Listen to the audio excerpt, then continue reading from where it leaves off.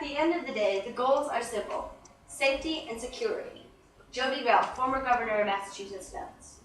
Safety is of huge importance to American citizens. The government is taking great steps to ensure the safety of these citizens. Many safety procedures have been put into place, such as FDA meat regulation, guardrails on the Grand Canyon, and programs such as Administration for Children and Families. The government is very safety aware, and yet they have missed out on one large safety concerns. After all, studies done by Emmy O'Donnell et al. And Mahler, Ingrid, and Crowley reveal that violent video games can cause an increase in aggression. And yet, the government has very few safety procedures in place. Therefore, the government should require all games rated M or above for violence to include a safety disclaimer in the start sequence, similar to safety warnings already placed on pharmaceutical drugs, recreational activities, and guns. Pharmaceutical drugs are one area where the government has strict regulations ensuring for the safety of the people, they understand the risks and are so able to make responsible decisions. All medicines have benefits and risks, says the FDA. The FDA requires drugs to list their side effects on the package, so that, again, the citizens can make informed decisions. Violent video games are similar to medicine in that they also have risks, side effects, that are possible. The side effects do not always occur, and yet occur sometimes, and so require listing on the side. The government's principle of respecting its citizens by giving them the information necessary to make an intelligent, informed decision ought to be reflected in all areas of policy, not only in medicine, but also in regard to video games. Recreational activities is another area where citizens are informed of their decision and so able to be kept safer as they make responsible decisions based upon this information. This right to information. Private companies inform citizens of their risks before doing activities such as rock climbing, riding a mule, or bungee jumping, as all these require waivers. Waivers are a piece of paper that show the individual possible risks and make sure they understand them, also protecting the company from lawsuit. One such waiver reads, "I understand the above list of risks and possible consequences of EdgeWorks activities and environments." EdgeWorks.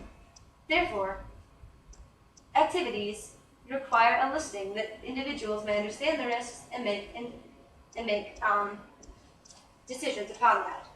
Violent video games are a virtual experience, a virtual activity, as they require include an interaction between the player and the game.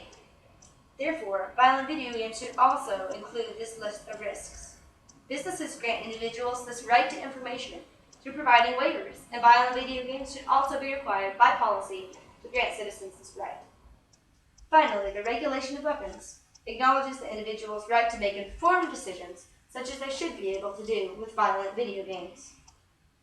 Before buying a gun, citizens are required to take gun safety classes and fill out extensive paperwork to ensure their past responsibility and inform the buyer of the future responsibility necessary to own a gun, to own this lethal weapon. The F4473 form, the gun buyer signs a section acknowledging that the past responsibility of the buyer, firearms, page 2.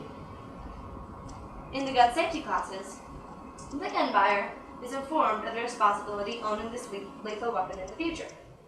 First-person shooter games teach participants how to handle virtual guns, and so should reflect in some ways the serious attitude and approach to guns taught in mandatory gun safety classes. That is, violent video games are in a way virtual guns, and so should reflect the regulations on guns.